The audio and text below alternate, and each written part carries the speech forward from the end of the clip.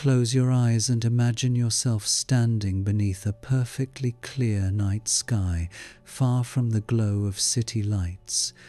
Above you stretches an ocean of stars, more than you could count in a lifetime.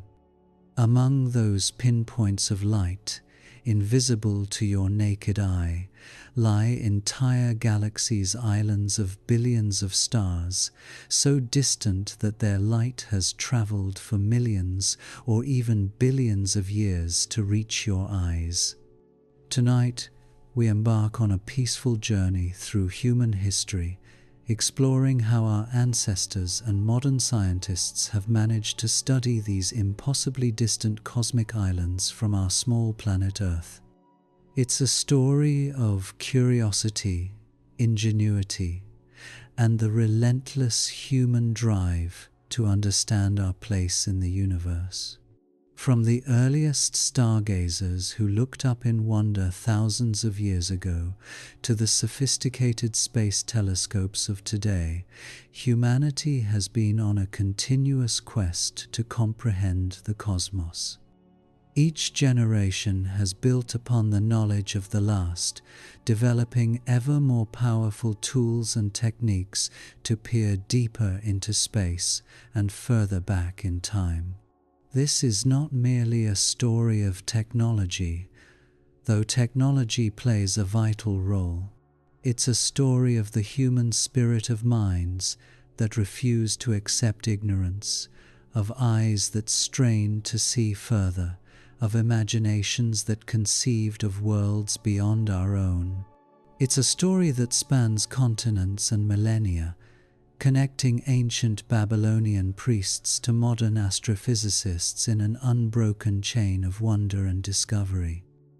As we drift through this narrative, let yourself travel back in time, then forward again, watching as humanity's understanding of the universe expands from the Earth-centered cosmos of the ancients to the vast, galaxy-filled universe we know today.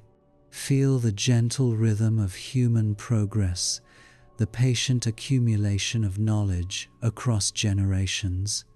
So, settle in, take a deep breath, and prepare to explore how we small beings on a small planet have managed to study the largest structures in the universe. Let the story of human curiosity and cosmic discovery carry you into peaceful contemplation. Long before recorded history, before writing or cities or agriculture, humans looked up at the night sky and wondered. The stars were constant companions, unchanging markers in a world of constant change. They marked the passage of seasons, guided travelers across featureless landscapes, and inspired the first stories, myths, and legends that tried to make sense of the cosmic drama overhead. The earliest astronomers were not scientists in the modern sense. They were priests, farmers, navigators, and storytellers. But they were careful observers, and their observations laid the foundation for everything that would come after. In ancient Mesopotamia, around 3000 BCE, the Babylonians began keeping systematic records of celestial phenomena. On clay tablets, they recorded the positions of planets, the timing of eclipses, the movements of the moon.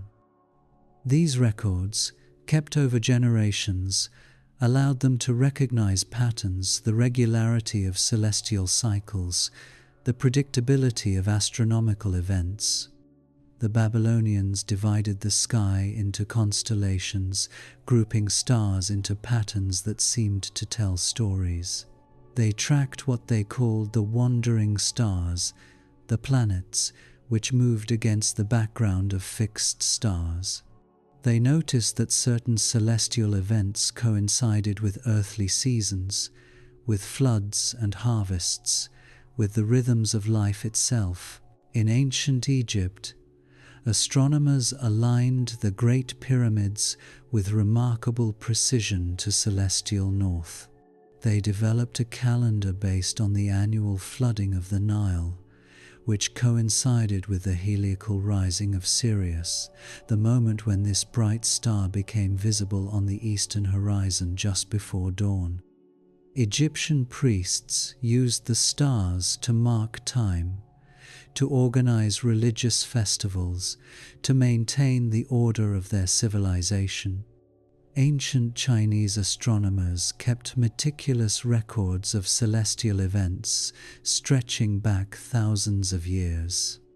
They recorded novae, guest stars that suddenly appeared in the sky, blazed brightly for weeks or months, then faded away.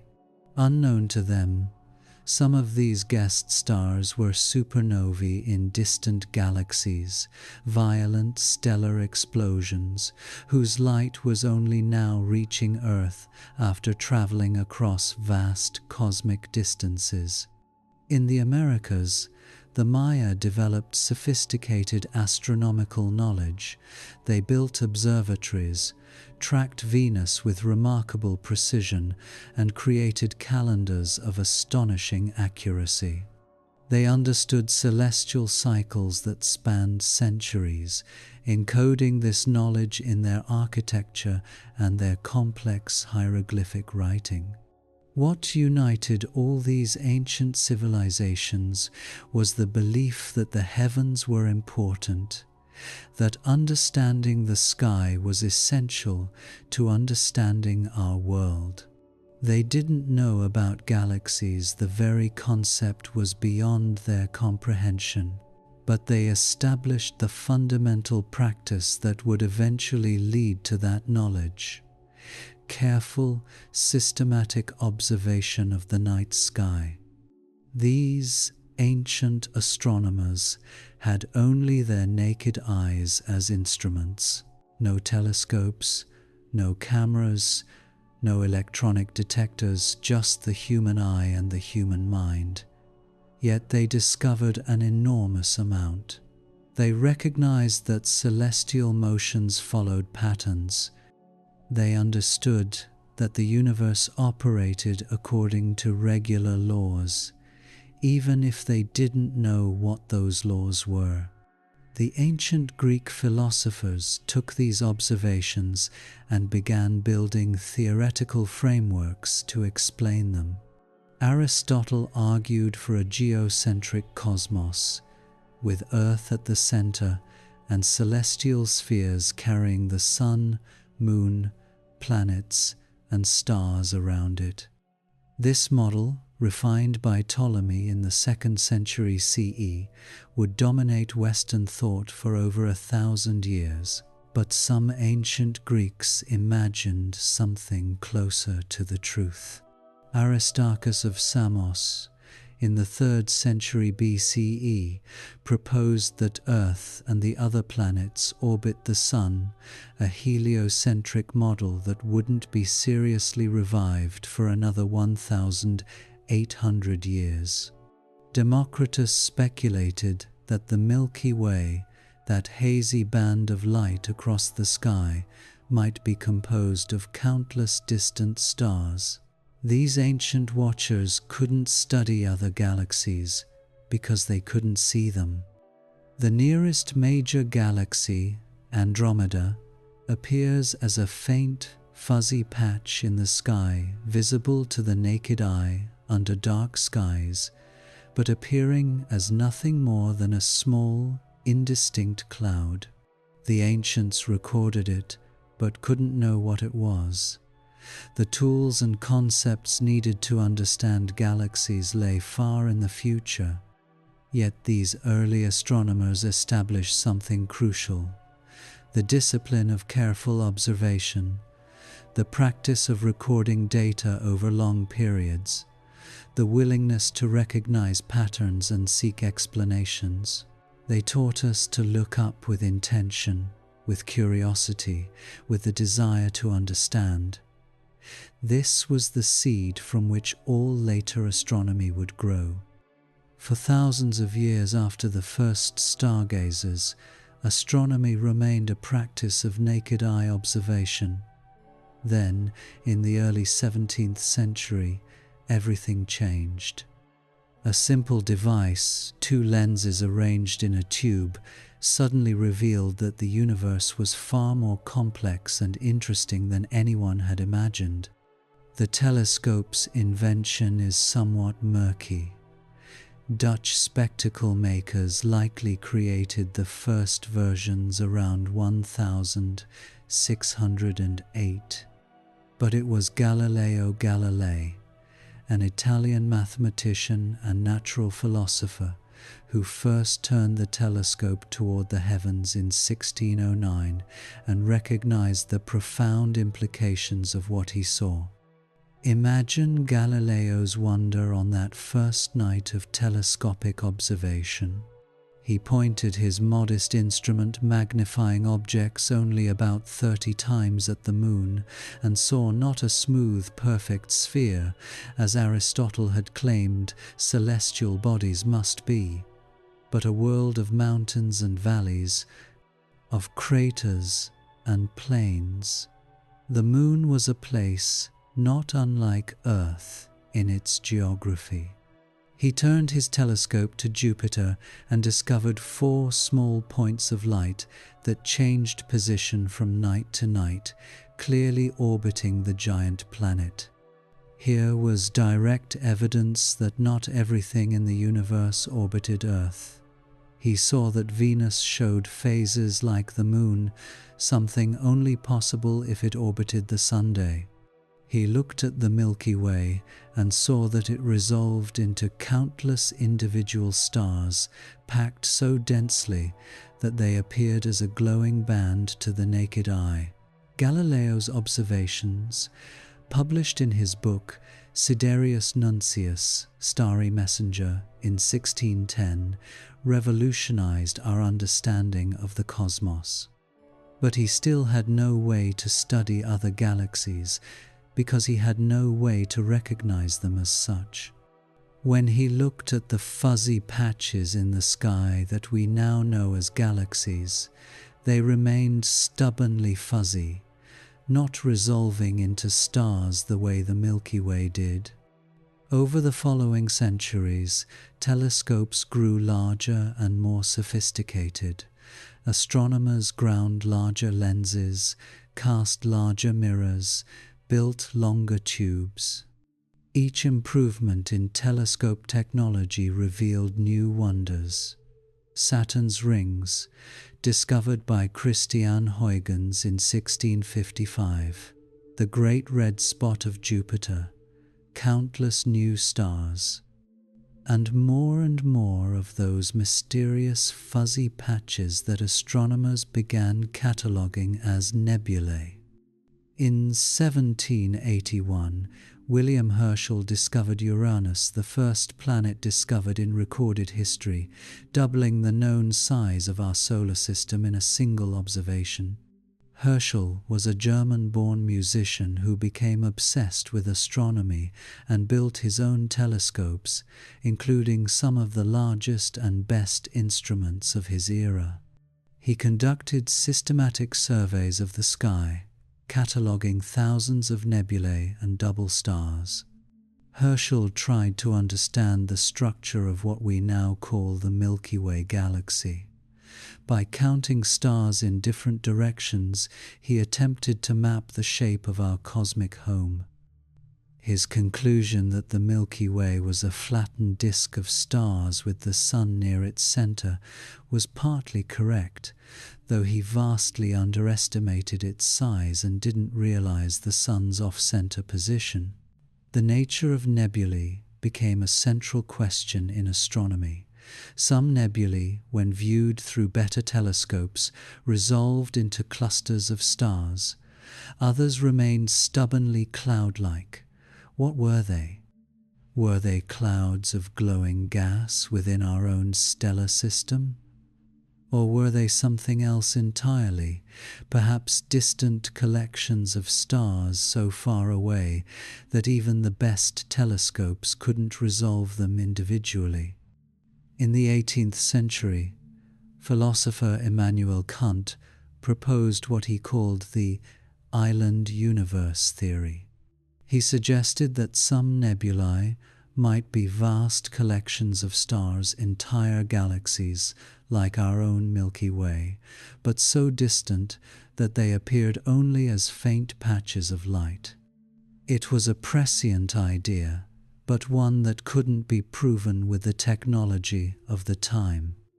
Charles Messier, a French astronomer, compiled a catalogue of nebulae in the 1,770 seconds. His goal was actually to avoid them. He was a comet hunter, and these fuzzy objects could be confused with comets. His catalogue of objects to ignore became one of astronomy's most famous lists.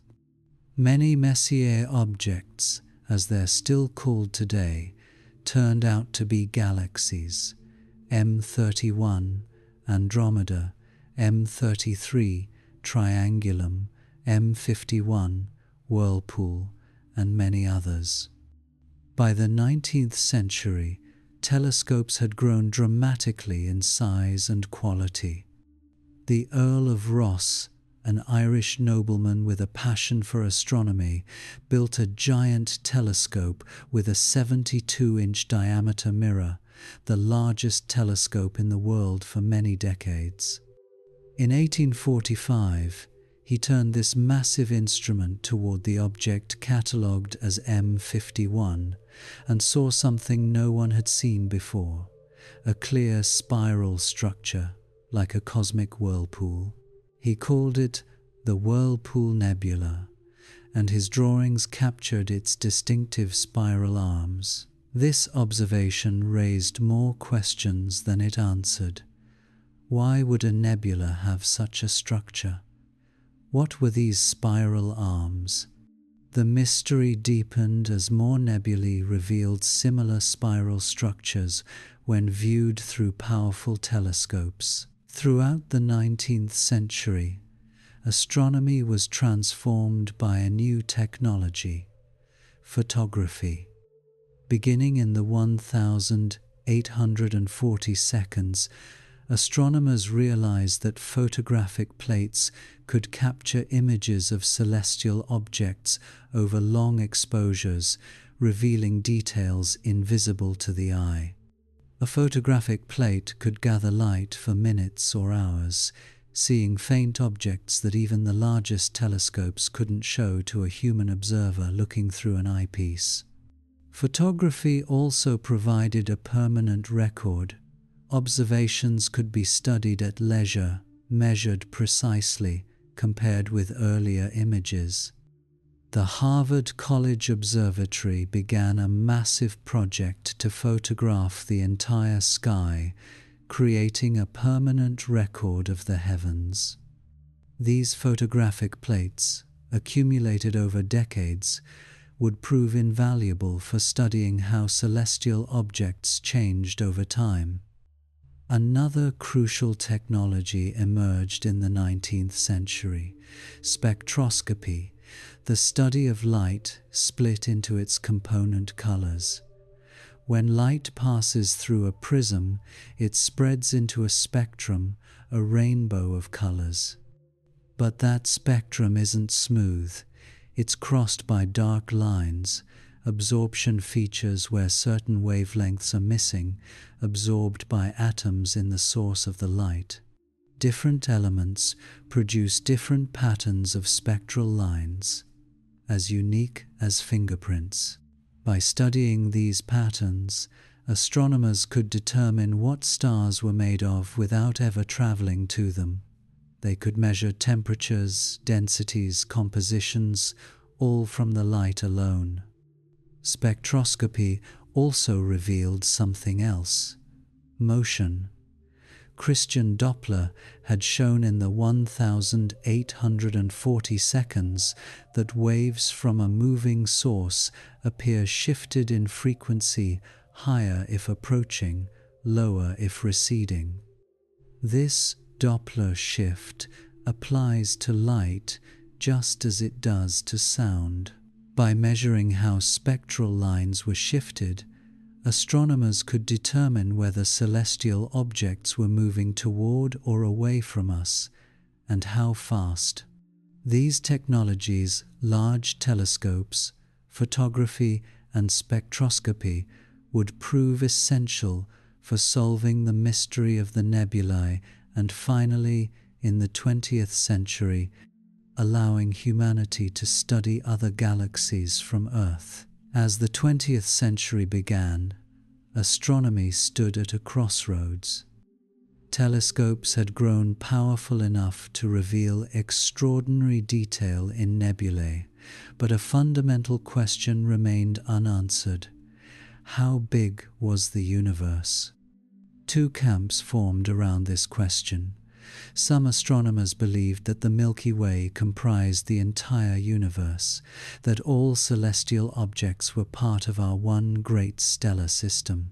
Others suspected that the spiral nebulae might be separate island universes, galaxies in their own right, far beyond the boundaries of the Milky Way.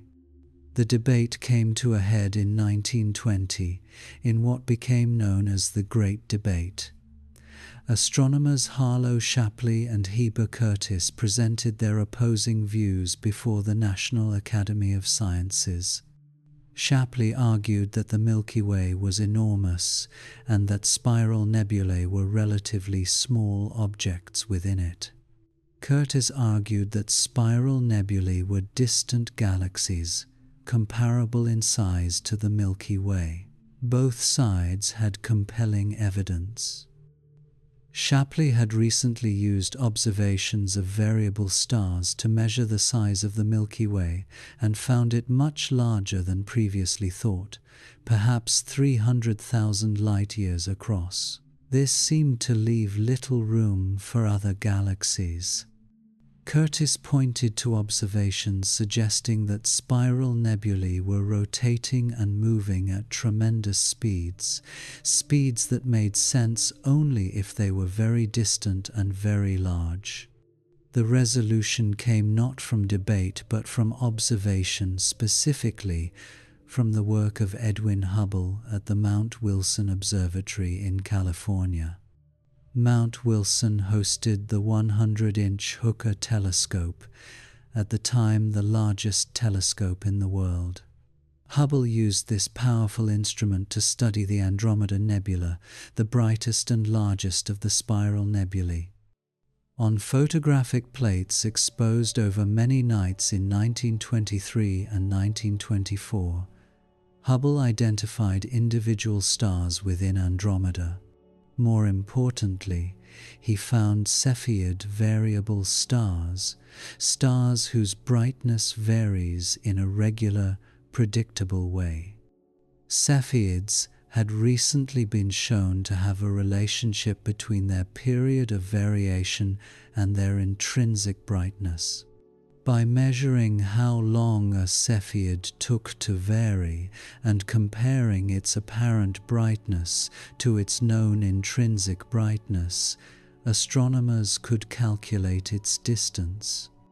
Hubble's measurements revealed that Andromeda was approximately 900,000 light-years away, far beyond even Shapley's expanded Milky Way. Modern measurements place it at about 2.5 million light-years, but Hubble's method was sound even if his exact distance was off. The implications were staggering. Andromeda wasn't part of the Milky Way. It was an entirely separate galaxy, a vast collection of hundreds of billions of stars, an island universe in its own right. Within a few years, Hubble and other astronomers measured distances to many more galaxies. The universe suddenly expanded beyond imagination. Where once humanity thought the cosmos consisted of one galaxy, our Milky Way, we now knew it contained multitudes, billions of galaxies, each containing billions of stars, spread across an inconceivably vast universe. Hubble made another revolutionary discovery by studying the spectra of these galaxies. Almost every galaxy he examined showed red-shifted spectral lines. The lines were shifted toward the red, lower frequency end of the spectrum, indicating that the galaxies were moving away from us. Moreover, the more distant a galaxy was, the faster it seemed to be receding. This relationship, now called Hubble's law, revealed something profound about the universe itself. It was expanding. Imagine the implications. If galaxies are moving apart now, they must have been closer together in the past. Trace this expansion backward in time, and all galaxies converge to a single point, the beginning of the universe itself, what we now call the Big Bang.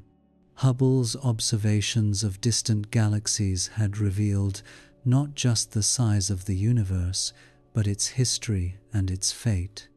This golden age of observational cosmology, in the 1,920 seconds and 1,930 seconds, established the foundations for modern galactic astronomy. We now knew that galaxies existed. We could measure their distances. We could determine whether they were approaching or receding. We could begin to classify them by their shapes, spirals, like Andromeda and the Milky Way, elliptical galaxies that appeared as featureless balls of stars, irregular galaxies with no clear structure. But studying galaxies in detail remained challenging. Even the nearest galaxies were so distant that only the brightest stars could be resolved individually. Most of a galaxy's light came from the combined glow of countless unresolvable stars. Understanding the detailed structure and composition of galaxies would require new technologies and new approaches. The decades following Hubble's discoveries saw rapid advancement in our ability to study galaxies from Earth. Larger telescopes were built, photographic techniques improved, and entirely new ways of observing the universe were developed. In 1948, the 200-inch Hale telescope at Palomar Observatory began operations. For over 40 years, it would be the largest telescope in the world. With a mirror nearly twice the diameter of the Hooker telescope, the Hale could gather 4 times as much light, seeing fainter objects and revealing details in distant galaxies that had been invisible before. The Hale telescope and others like it allowed astronomers to study galaxies in unprecedented detail. They could measure the brightness distribution of stars within galaxies, study the structure of spiral arms, investigate the strange objects at galactic centers. They could observe galaxies at greater distances, looking deeper into space and further back in time. Photography continued to improve. New photographic emulsions were more sensitive, able to record fainter light. Long exposure times, sometimes many hours, could capture incredibly distant and faint galaxies. Astronomers developed techniques for guiding telescopes precisely during these long exposures, compensating for Earth's rotation to keep the image steady. But perhaps the most revolutionary development was the opening of new windows on the universe beyond visible light. Human eyes see only a narrow band of the electromagnetic spectrum, the colors of the rainbow from red to violet.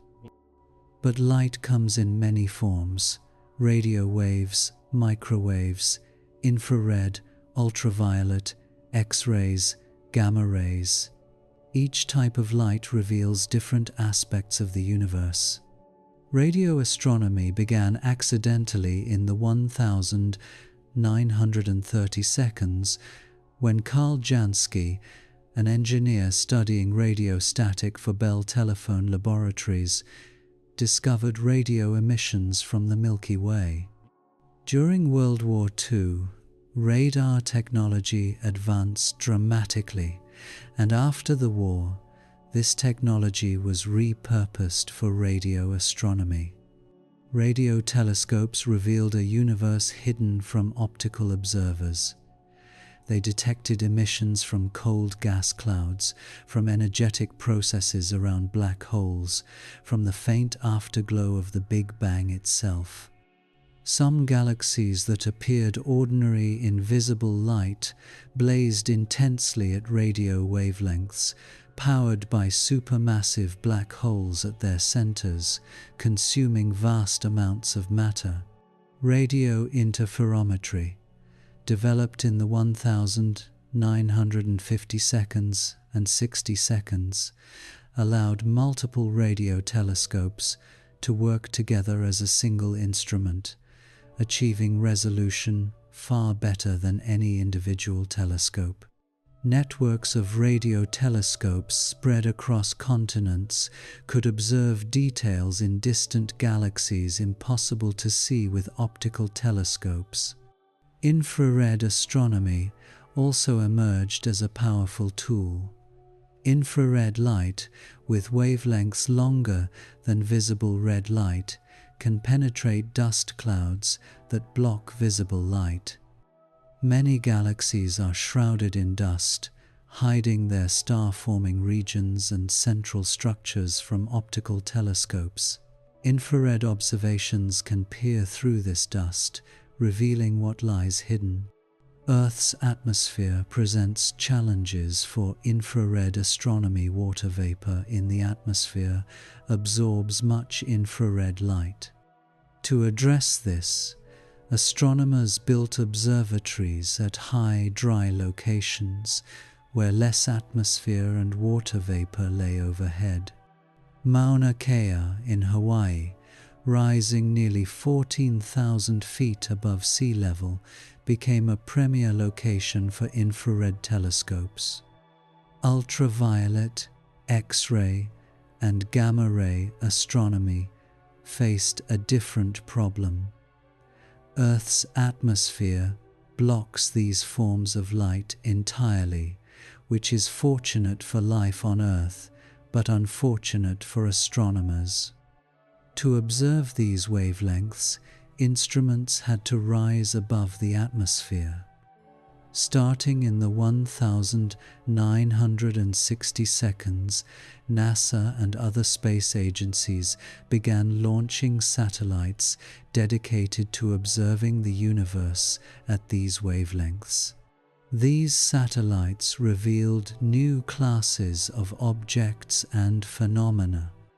X-ray observations showed that some galaxies contained powerful X-ray sources, compact objects like neutron stars and black holes accreting matter at tremendous rates. Ultraviolet observations revealed hot stars and energetic processes invisible at optical wavelengths.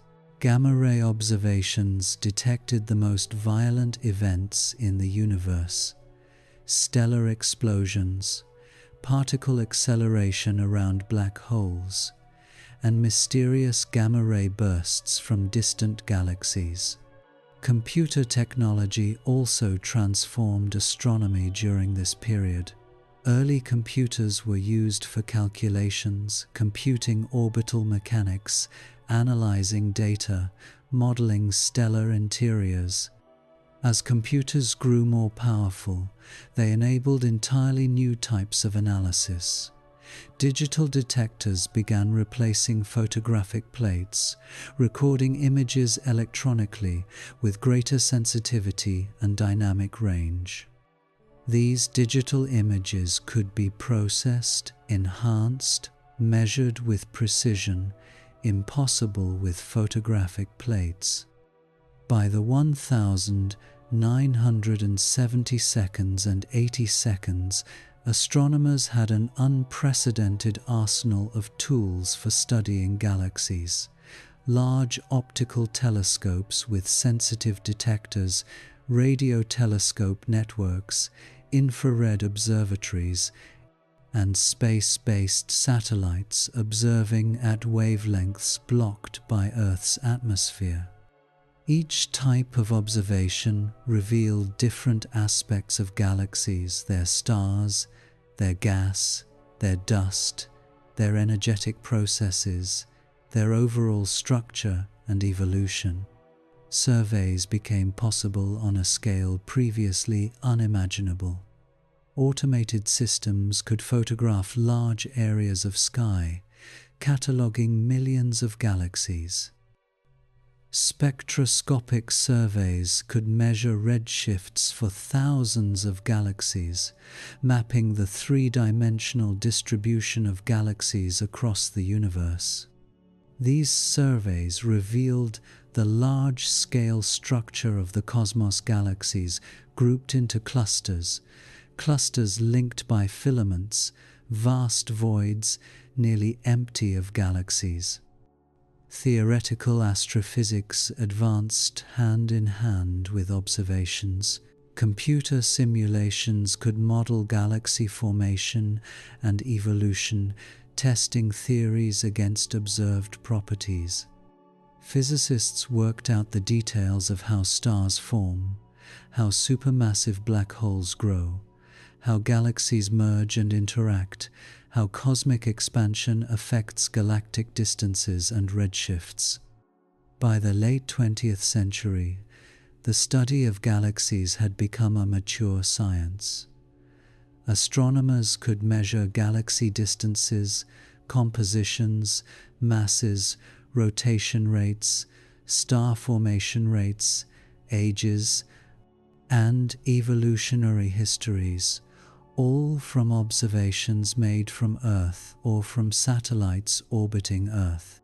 The techniques developed during this period laid the groundwork for the even more spectacular observations that would come with the next generation of instruments.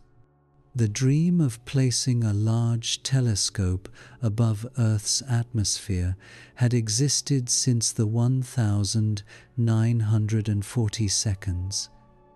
The atmosphere, while essential for life, is a constant frustration for astronomers. It blurs images through turbulence, blocks many wavelengths of light, and glows with its own faint light that interferes with observations of faint objects. A telescope in space, above all this, could observe the universe with unprecedented clarity. In 1990, that dream became reality with the launch of the Hubble Space Telescope. Named for Edwin Hubble, the astronomer who revealed the expanding universe, the Hubble Space Telescope, HST, carried a 2.4-meter mirror into orbit about 550 kilometers above Earth's surface. The initial elation turned to dismay when first images revealed a problem. The mirror had been ground to the wrong shape, producing blurry images. But in a dramatic demonstration of human ingenuity, astronauts installed corrective optics during a repair mission in 1993, essentially giving Hubble a pair of glasses. From that point on, HST produced images of breathtaking clarity and beauty. Hubble revolutionized our study of galaxies. Free from atmospheric distortion, it could resolve details in distant galaxies impossible to see from ground-based telescopes. It could observe ultraviolet light blocked by Earth's atmosphere. It could stare at tiny patches of seemingly empty sky for days at a time, exposing photographic plates that revealed thousands of faint, distant galaxies, some so far away that we see them as they existed when the universe was young. The Hubble Deep Field, first created in 1995, exemplified this capability. Astronomers pointed Hubble at a tiny region of sky, an area about the size of a grain of sand held at arm's length. Over 10 days, Hubble gathered light from this apparently empty patch. The resulting image revealed about 3,000 galaxies, ranging from nearby spirals to distant, irregular blobs, representing galaxies from the early universe. This single image transformed our understanding of the universe's history. It showed galaxies at various stages of evolution, from mature spirals like our Milky Way to young, irregular galaxies still forming their first stars. By studying galaxies at different distances and thus different times in cosmic history, astronomers could piece together how galaxies evolve over billions of years. Subsequent deep fields went even deeper. The Hubble Ultra Deep Field, 2004, revealed about 10,000 galaxies in an even smaller patch of sky. The Hubble Extreme Deep Field, 2012, pushed further still, showing some galaxies as they appeared just 500 million years after the Big Bang, when the universe was only 4% of its current age. These observations revealed that early galaxies were smaller and more irregular than modern ones. They showed that galaxy mergers were more common in the past. They demonstrated that star formation was more vigorous in younger galaxies.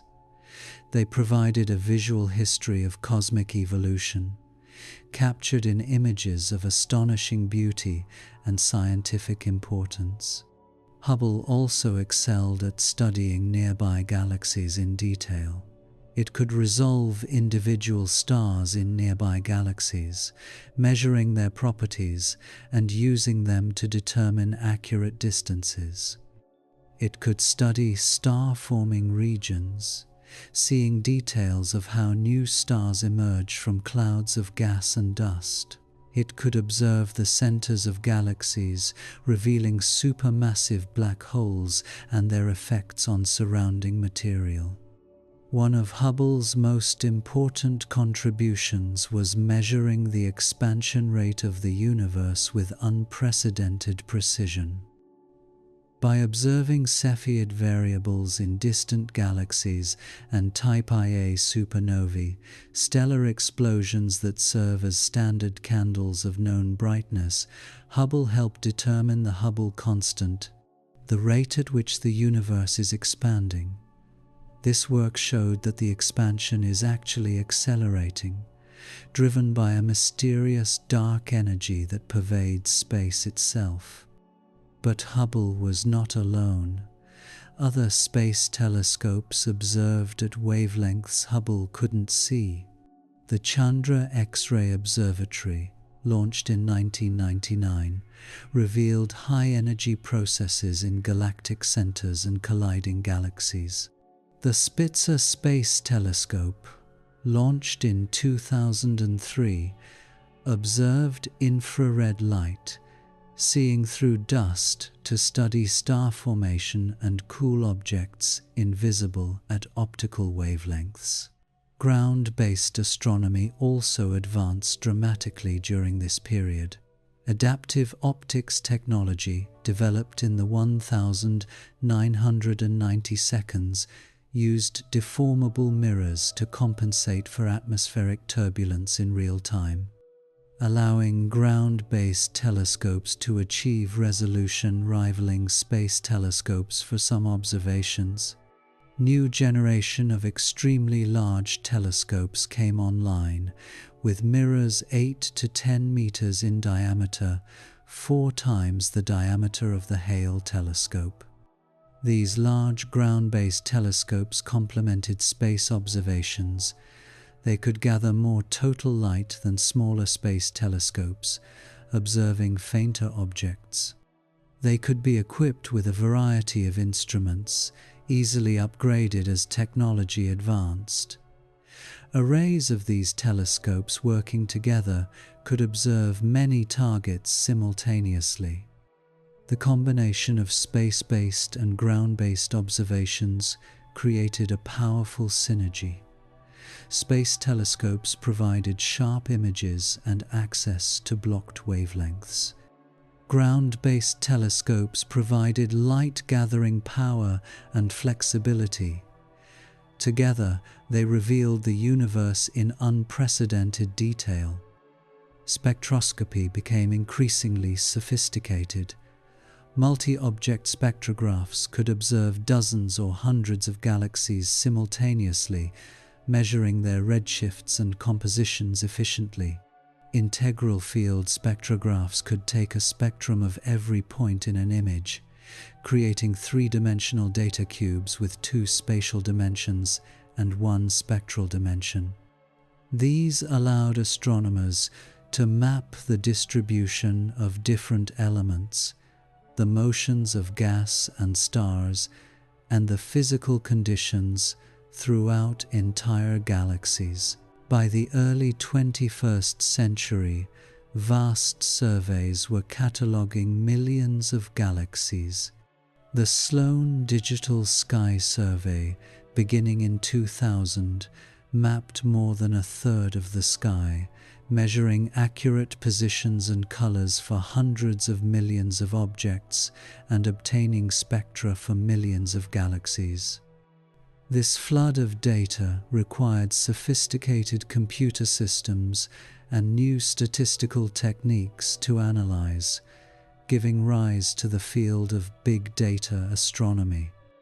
As we move into the second and third decades of the 21st century, humanity's ability to study galaxies from Earth has reached levels that would have seemed like science fiction to Edwin Hubble or even to astronomers of the 1980 seconds.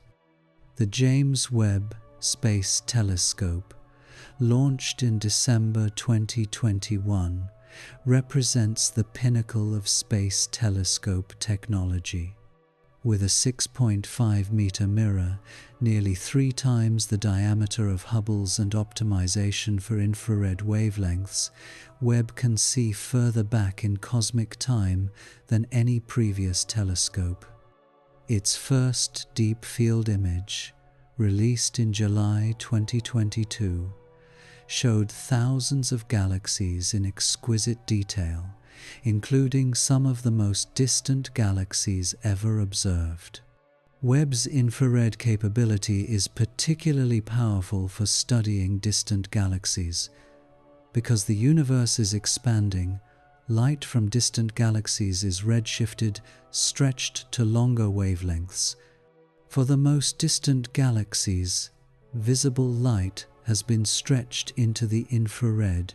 Webb's infrared detectors can capture this light, revealing galaxies from the first billion years of cosmic history. Early Webb observations have already challenged our understanding of galaxy formation.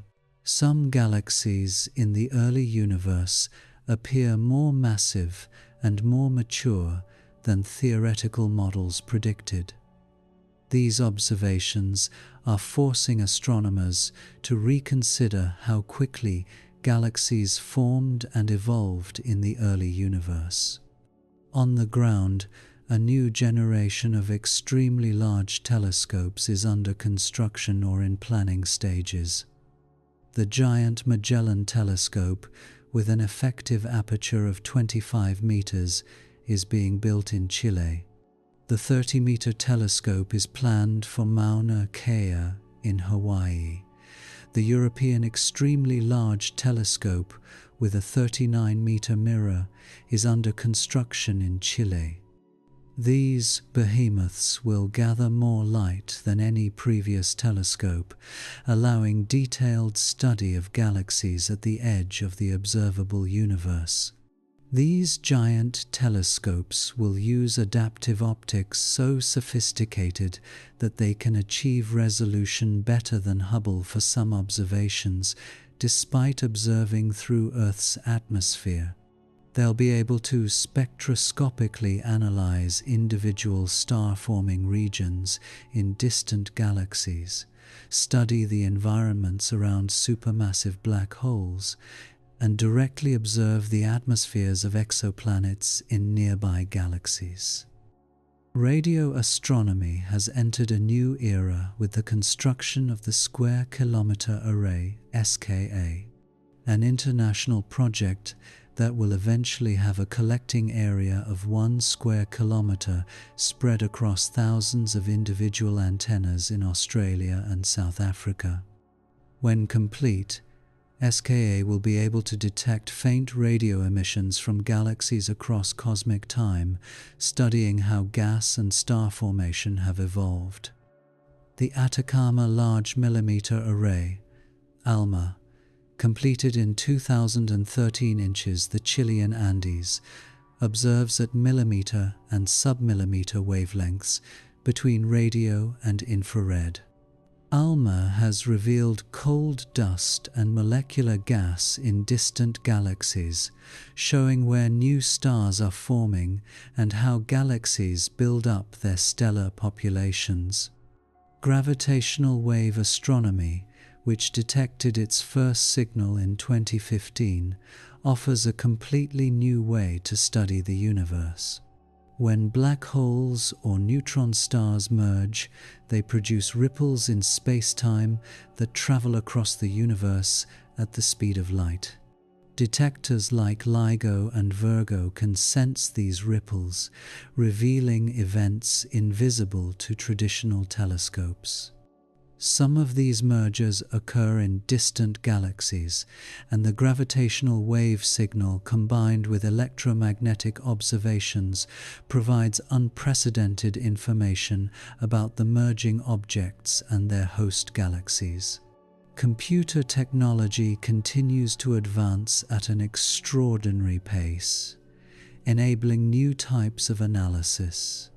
Machine learning algorithms can classify millions of galaxies automatically, finding rare or unusual objects that warrant detailed study. Simulations of galaxy formation can now include billions of particles, modeling the formation and evolution of entire cosmic structures from shortly after the Big Bang to the present day.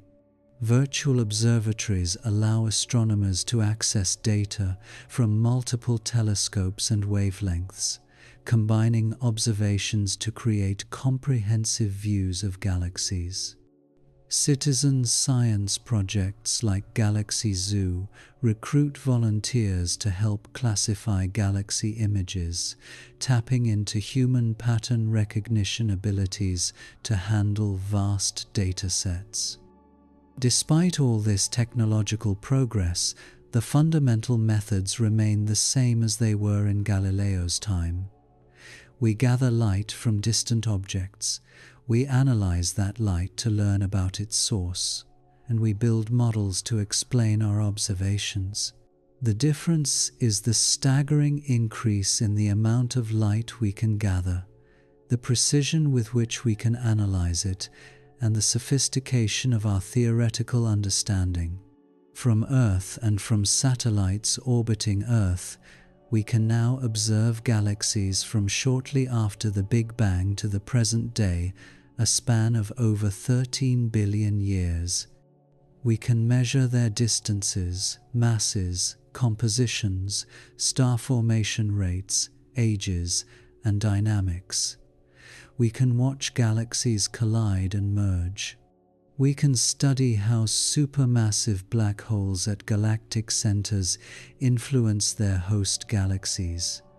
We can trace the cosmic web of dark matter that provides the gravitational scaffolding upon which galaxies form.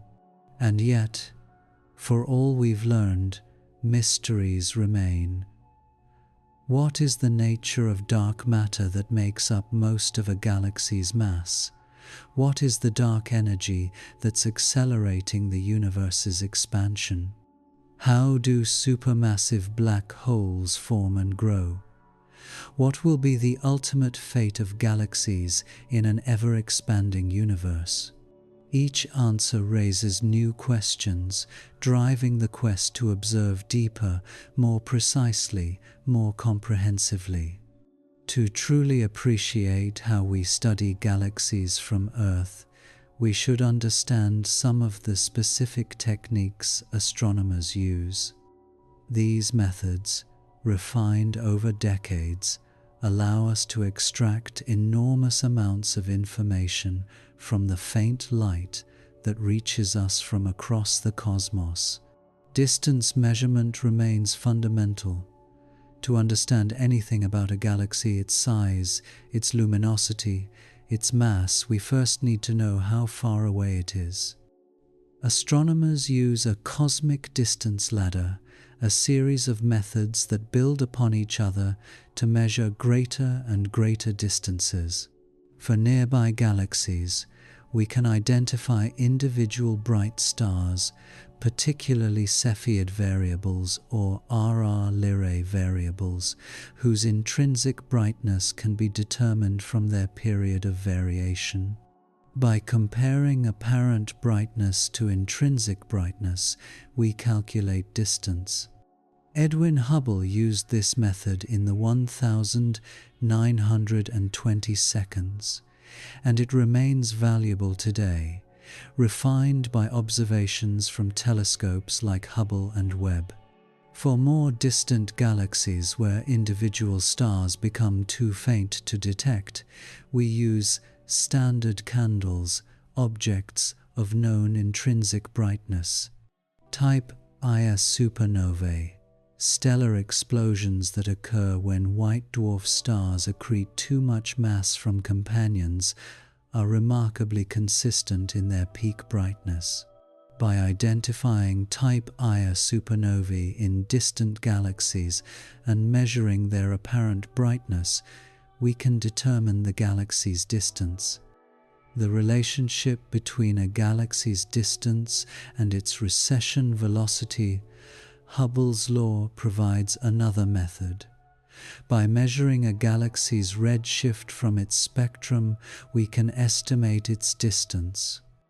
This method works best for distant galaxies where the expansion of the universe dominates over local motions. Spectroscopy reveals a galaxy's composition, temperature, motion, and physical state. When we spread a galaxy's light into a spectrum, we see absorption and emission lines from various elements. The strengths of these lines tell us how abundant different elements are the metallicity of the galaxy. The width of lines indicates motion, both the overall rotation of the galaxy and turbulent motions within it. The redshift of spectral lines reveals how fast the galaxy is moving away from us due to cosmic expansion. The greater the redshift, the more distant the galaxy, and the further back in time we're seeing it. The most distant galaxies known have redshifts greater than 10, meaning we see them as they were less than 500 million years after the Big Bang, when the universe was only about 4% of its current age. Photometry, measuring brightness, seems simple but reveals much. By observing a galaxy at multiple wavelengths, different colors, we can determine what types of stars it contains. Blue light indicates hot, young stars. Red light comes from cooler, older stars. The ratio of blue to red light tells us about the galaxy's star formation history. A galaxy with lots of blue light is actively forming new stars.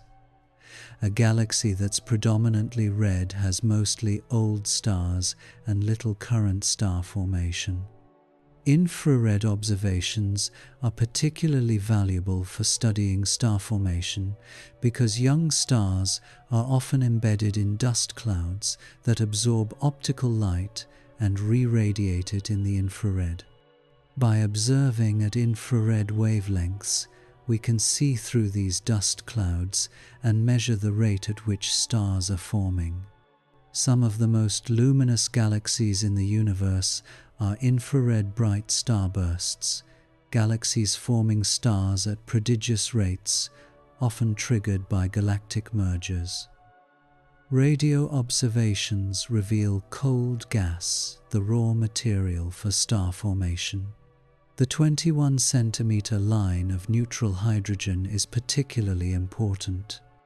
By mapping this emission across a galaxy, we can see where gas is concentrated, how much gas is available, and how the gas is moving. Radio observations have revealed that many galaxies are surrounded by vast halos of hydrogen extending far beyond their visible edges. Radio observations also detect emissions from active galactic nuclei, the regions around supermassive black holes that are actively consuming matter. The jets these black holes produce emit strongly at radio wavelengths, and by mapping these jets in detail, we can study how black holes affect their host galaxies and the surrounding intergalactic medium. X-ray observations reveal the hottest and most energetic processes. Hot gas in galaxy clusters, heated to tens of millions of degrees by gravitational compression and supernovae, emits X-rays. Active galactic nuclei also produce copious X-rays from the hot accretion disk immediately around the central black hole. By studying these X-ray emissions, we learn about galaxy cluster dynamics, about the mass distribution in galaxies, and about the extreme physics near black holes. Multi-wavelength observations combine data from different parts of the electromagnetic spectrum to create comprehensive pictures of galaxies. A galaxy might appear one way in visible light, showing its stars, different in infrared, showing warm dust and star formation, different in radio, showing cold gas and jets, and different in X-rays, showing hot gas and energetic processes. By combining all these views, we build a complete understanding of the galaxy's structure and activity. Time domain astronomy studies how galaxies and their components change over time. Supernovae explode, stars vary in brightness, tidal forces from galaxy interactions distort structures. By repeatedly observing the same regions of sky and comparing images, we can detect these changes. Projects like the Zwicky Transient Facility automatically scan large areas of sky nightly, detecting any object that has changed in brightness since the previous observation. Gravitational lensing uses the fact that mass bends light. When light from a distant galaxy passes near a massive foreground object like a galaxy cluster, the cluster's gravity bends the light, magnifying and distorting the background galaxy. By studying these distortions, we can map the mass distribution in the foreground cluster, including dark matter, and observe distant galaxies in greater detail than would otherwise be possible. Computer modeling and simulation complement observations. Astronomers create computer models of galaxies, including their stars, gas, dark matter, and black holes. By running these simulations forward in time and comparing the results to observations, they test theories of galaxy formation and evolution. Modern simulations can follow billions of particles over cosmic time, reproducing many observed properties of galaxies and making predictions for future observations.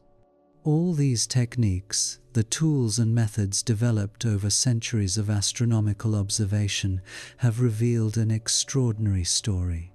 From our vantage point on Earth, we've pieced together the history of galaxies across cosmic time, from the early universe to the present day.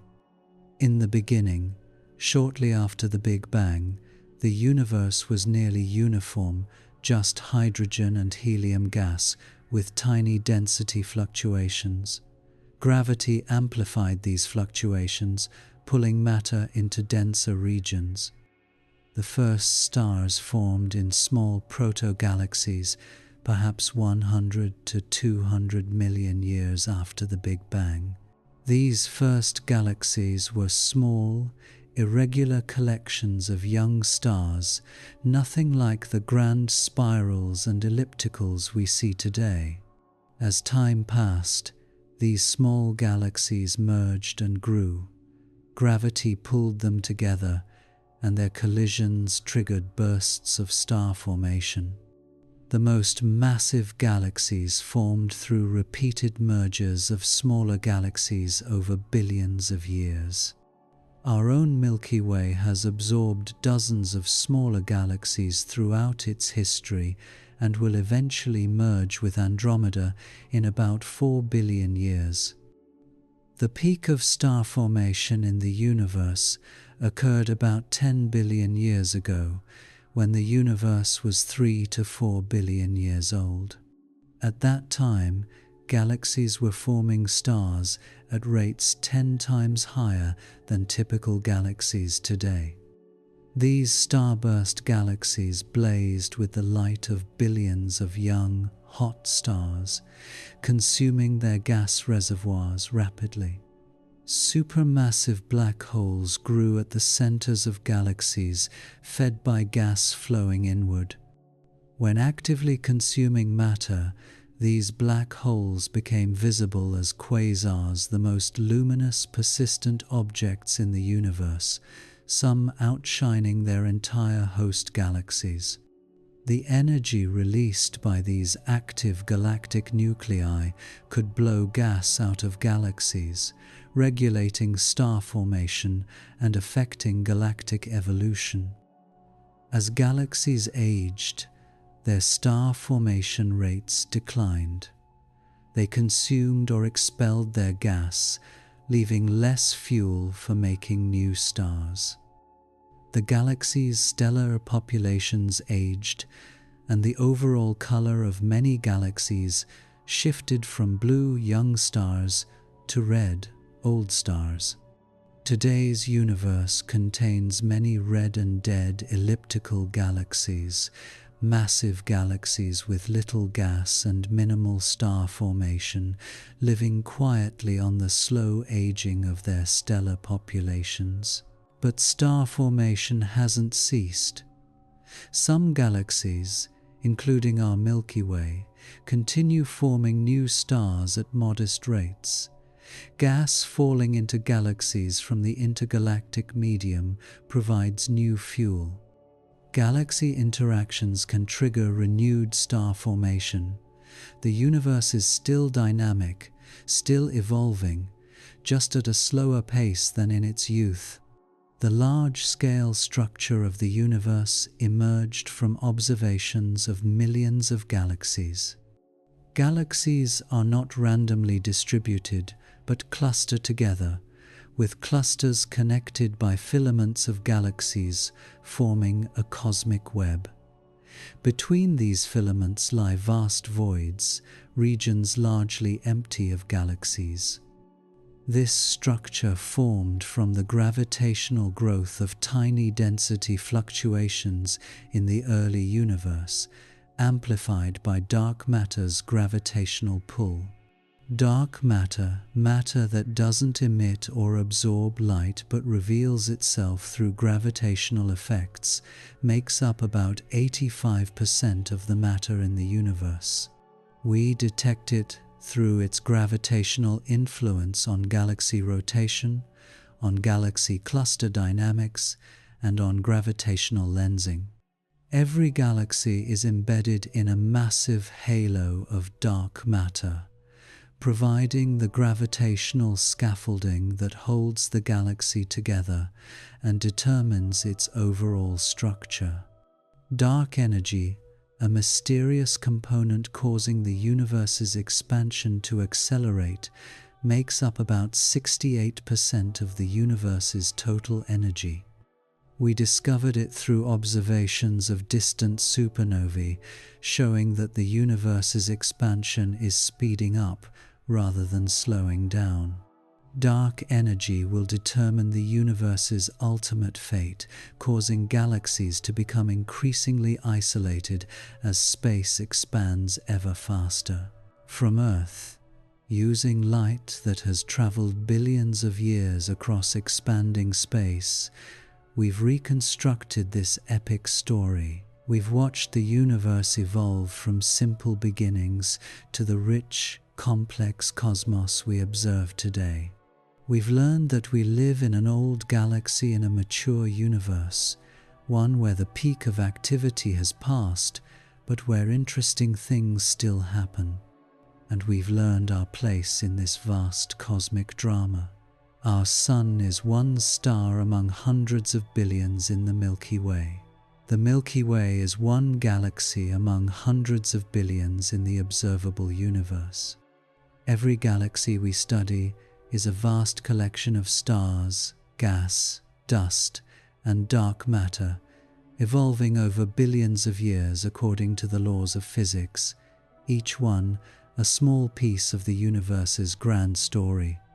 As we come to the end of our journey through the history of galactic astronomy, let's reflect on how far humanity has come and where we might be going. From ancient astronomers who could only observe with naked eyes, recording the positions of stars and planets on clay tablets, we've built a civilization capable of detecting light that left distant galaxies billions of years ago, analyzing that light to understand the galaxy's composition, age, distance, and evolution. This achievement represents one of humanity's greatest intellectual triumphs. We've overcome our limitations, our brief lifespans, our small size, our confinement to a single planet through ingenuity, cooperation, and the patient accumulation of knowledge across generations. Think about what this means on a personal level. Every person who has ever looked up at the night sky in wonder, every child who has asked, "What are those lights?" Every culture that has named the constellations and told stories about them, they are all part of this long tradition. The questions they asked, even without scientific answers, were the same questions that drive astronomy today. What is out there? How does it work? Where do we fit in? The ancient Babylonians who tracked planetary motions were asking these questions. The Greek philosophers who debated the structure of the cosmos were asking these questions. The Islamic astronomers of the medieval period who preserved and advanced astronomical knowledge were asking these questions. The Renaissance Europeans who revolutionized our understanding with telescopes and mathematics were asking these questions. And modern astronomers, with all their sophisticated technology, are still asking these same fundamental questions. What's changed is not the questions, but our ability to find answers. Each generation has built tools and developed methods that allowed them to push a little further, to see a little more clearly, to understand a little more deeply. The progress has not been smooth or linear.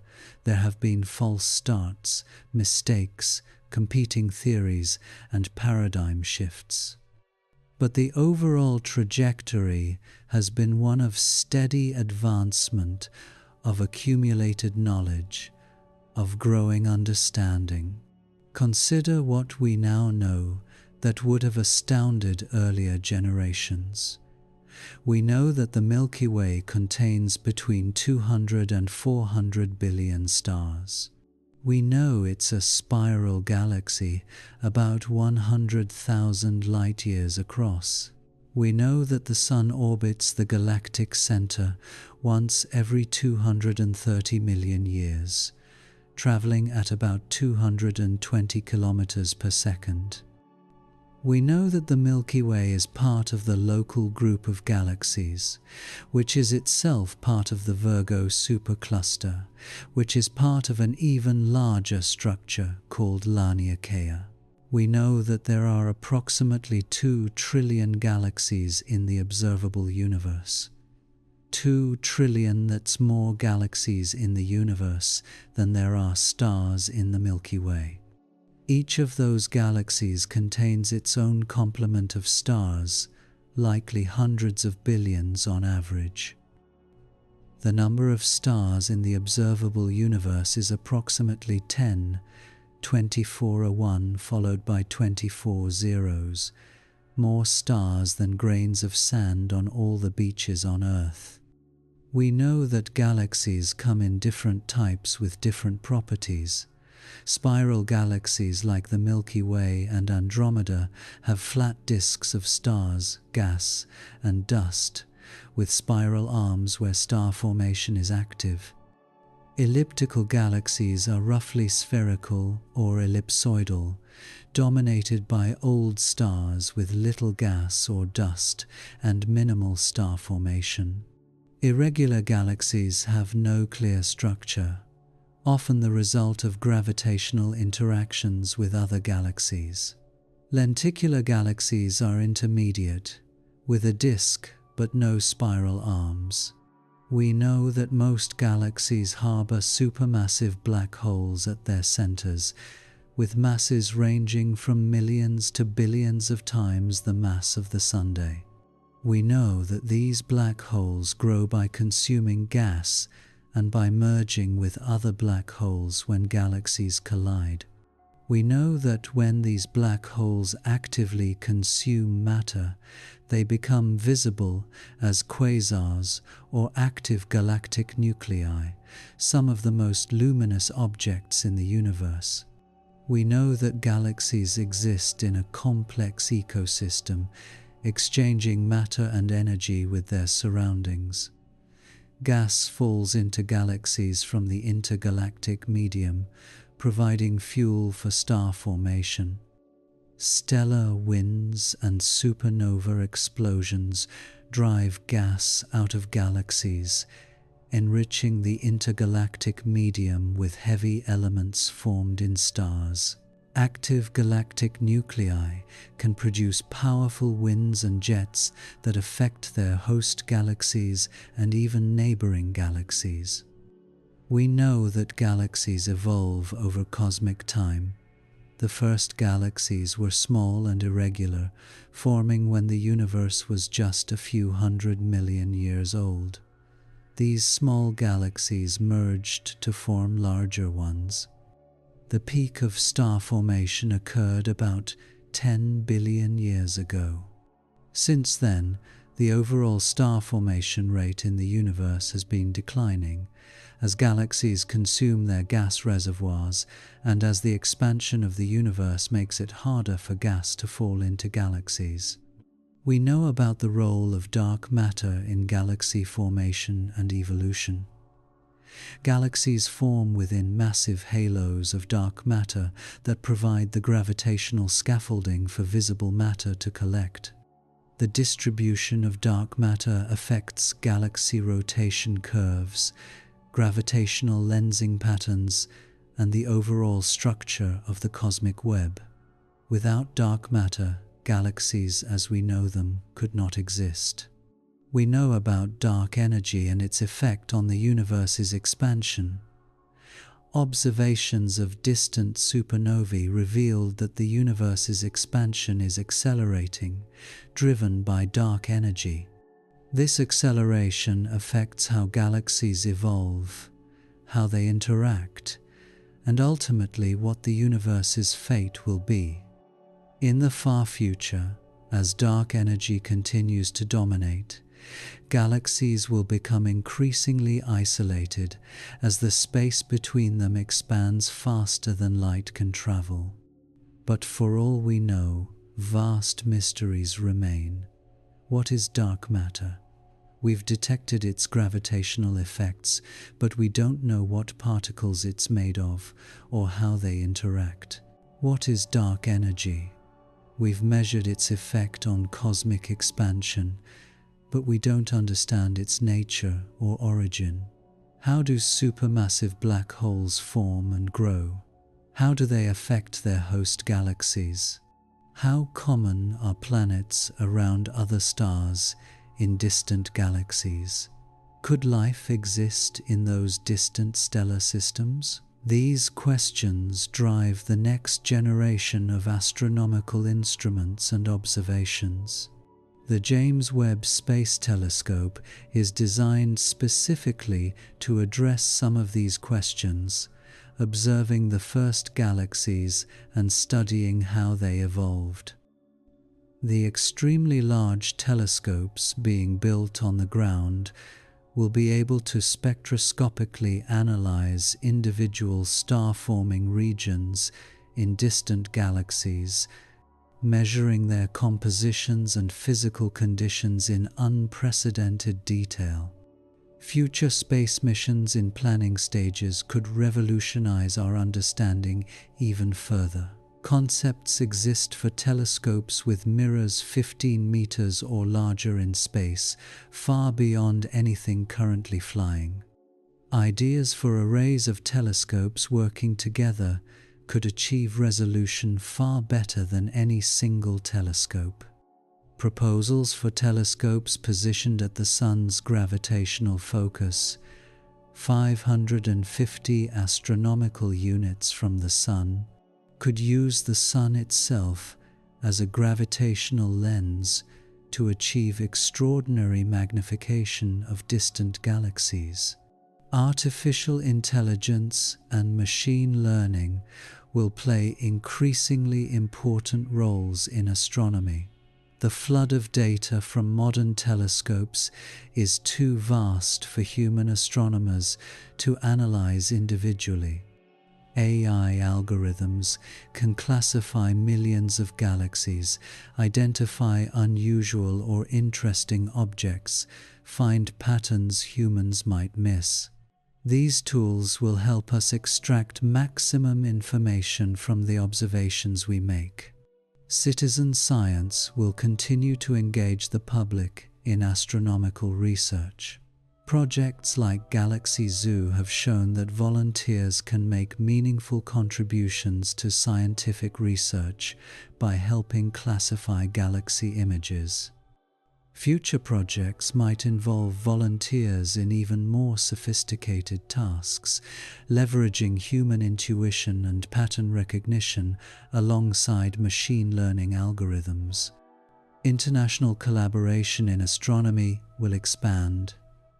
Building and operating modern telescopes requires resources beyond what any single nation can provide. Projects like the Square Kilometre Array, involving dozens of countries, represent the future of large-scale astronomy. This international cooperation in science can serve as a model for cooperation in other domains, showing how nations can work together toward common goals. Perhaps most importantly, the study of galaxies connects us to our origins. Every atom in your body, except for hydrogen, was forged in stars. The carbon in your cells, the oxygen you breathe, the calcium in your bones, the iron in your blood, all of these elements were created through nuclear fusion in stars that lived and died before the Sun formed.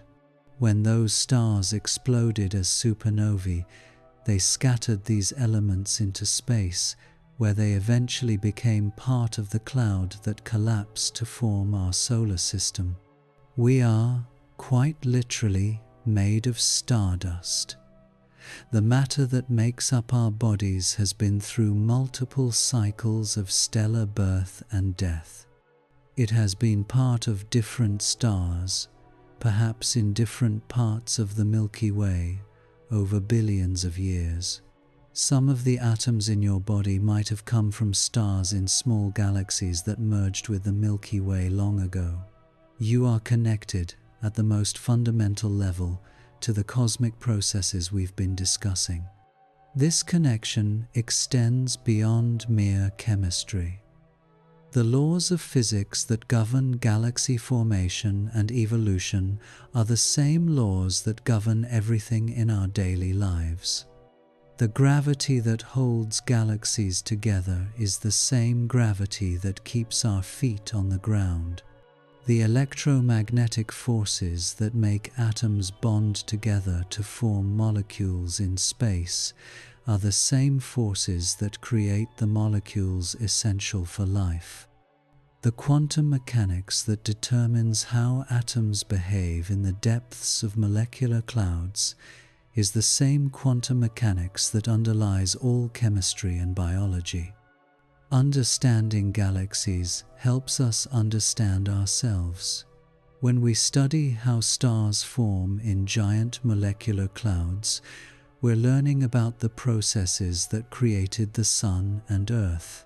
When we study how heavy elements are produced in stars and dispersed by supernovae, we're learning about the origin of the elements essential for life. When we study the conditions in the early universe, we're learning about the environment that gave rise to the first stars and galaxies, setting the stage for everything that followed. There's also a profound philosophical dimension to studying galaxies. It challenges our perspective, forcing us to confront the vastness of space and time.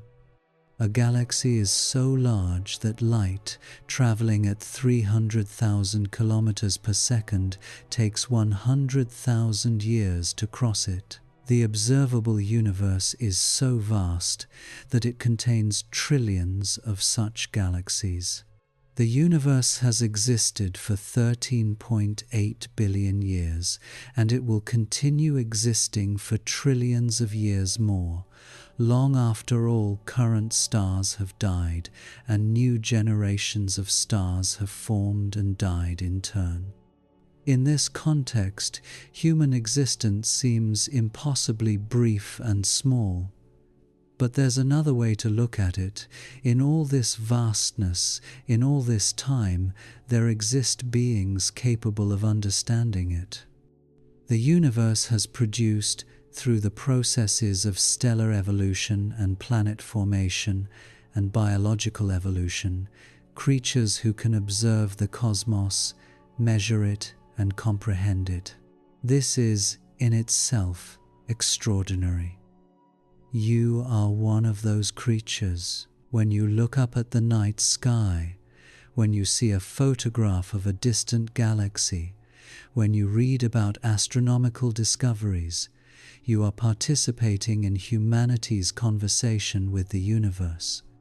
You are continuing the tradition that began with the first humans who looked up in wonder, asking questions about the lights in the sky.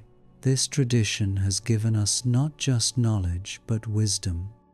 It has taught us humility, that we are small parts of a vast cosmos, that Earth is one planet among countless worlds, that the universe does not revolve around us. It has taught us connection, that we are part of nature, that the same atoms and forces that shape galaxies also shape us, that our existence is intimately tied to cosmic processes. It has taught us perseverance, that understanding comes gradually, through patient observation and careful thought, through building on the work of previous generations. And it has taught us hope. The fact that we can understand the universe, that we can trace its history from the Big Bang to the present, that we can predict its future, this suggests that there are no fundamental limits to human knowledge. The universe is comprehensible. Reality follows laws that we can discover and understand. This is a profound optimism at the heart of science, the belief that by asking questions and seeking evidence, we can continue to expand our understanding indefinitely. The telescopes and techniques we've developed allow us to study galaxies in extraordinary detail, but there's a deeper wonder here. Every photon we detect, every spectrum we analyze, every image we create represents a connection across space and time. The light that enters our telescopes left those distant galaxies millions or billions of years ago, when Earth was young, or perhaps before Earth even existed.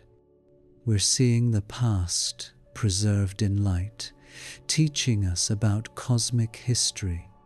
Future instruments will be even more powerful.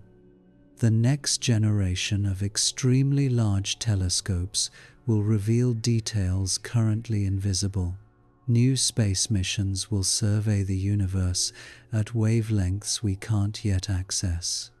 Gravitational wave detectors will become more sensitive, detecting fainter signals from more distant events. Machine learning and artificial intelligence will help us find patterns in vast datasets that human astronomers might miss. But the fundamental principle remains what it has always been. We gather light, we analyze it carefully, and we think deeply about what it tells us. The same curiosity that drove ancient Babylonians to record celestial cycles drives modern astronomers to stay up all night collecting data at observatories. The same wonder that made our ancestors look up at the stars makes us build ever more sophisticated instruments to study them. As you drift towards sleep, contemplate this. Right now, at this very moment, light from distant galaxies is raining down on Earth.